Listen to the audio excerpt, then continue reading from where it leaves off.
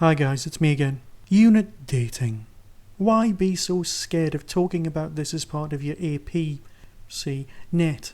I mean, unit dating isn't, how the brig met Doris, but it is so much easier than everyone makes out.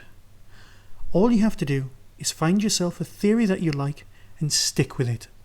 Okay, so the 10th Doctor didn't exactly help when he said, was it the 70s or the 80s when I worked for UNIT? Maybe it would have been more helpful if he had gone the 60s or the 70s. Ask yourself this question. When was Mrs. Thatcher in power? The 70s or the 80s? The answer is both, but it's all a matter of perspective. The obvious thing to say before embarking on any UNIT dating chat is to get a few things straight. First off, the whole issue stems from a couple of schools of thought prevalent in the writers' minds when they were writing the stories. The first school of thought is that the stories are happening right now. I mean, at the time of broadcast. Stories shown in 1971 take place in 1971. You can see how this is an easy thing to believe. You know, the money that's used in the show, the way the society works, and who's in power. The second school of thought, also equally easy to believe, is that the stories take place in the near future, albeit a one close to the date the stories are actually shown on. Now, this isn't just a phenomenon of classic Doctor Who. I mean, Rose leaves Earth on one day and returns a year later. So, did Rose happen in 2004, or does the Slovene turn up in 2006? Most people don't give this any thought. As in, and I really do hate using this word, reality, there's no real invasion at number 10. It's never blown up, the Big Ben clock tower doesn't get destroyed, and most spectacularly, I know for a fact I can't remember the world jumping into the middle of the Medusa Cascade and being dragged back at speeds in excess of the laws of physics. So this is where New Who and Classic Who differ slightly. The invasions that UNIT, that's Classic Who UNIT, cover are all hushed up.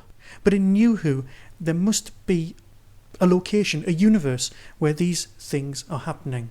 Because they couldn't be hushed up. Which brings me back to unit dating, which is of course where I started. We've got these two perfectly valid schools of thought, and they present us with a few inconsistencies for the purists amongst us who want to sort out exactly when unit stories happened. So the first thing we do is we take a starting point.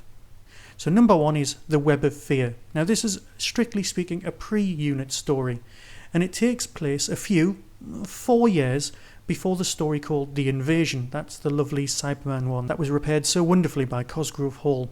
So, if these are actually taking place in a universe we'll call the Whoniverse, just in order to wind up some more fans out there, rather than our own, we can start sorting this whole thing out.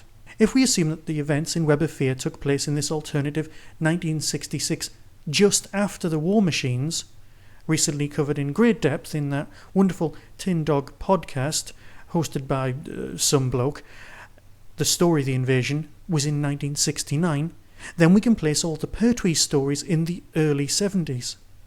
We've got money and loads of other references, including Chairman Mao still being alive, which kind of makes that work. This then means that the brig could have retired in 1976 and makes the events of Mordrin of the Undead fit nicely. Now this doesn't sort out everything. It leaves two very pertinent points to cover. First is Sarah Jane Smith saying she's from 1980. Now this takes place during the Baker era. And the simplest assumption for this is to assume that she's kind of lying or wrong, or simply saying that date to the bloke from the past, because it's easier than saying, well actually I'm specifically from 1975. Let me explain my own pet theory on this. RTD has said that sci-fi is the only genre where it's impossible to lie. You see, the audience are programmed to believe what a character says in order to make sense of the world that they're presented with, something that you just don't expect in a soap opera. So when Sarah Jane, or even Sarah Jane Smith, says she's from 1980, the audience simply believe her unquestioningly. Also, we, as an audience, don't want to let it get in the way of our enjoyment of the story. It's not as elegant a theory as I would have liked, but it does make everything else fit. Which leaves only one huge bugbear when it comes to unit dating. And I'm sorry guys, but this is where you're going to have to help me out. When and where is Battlefield set? That, my friends, is beyond the comprehension of this humble listener. I love the story, but I just can't seem to make it fit, unless the whole story takes place in yet another alternate universe, and King Arthur originates in ours. I think it's time for my medication now. Be seeing you.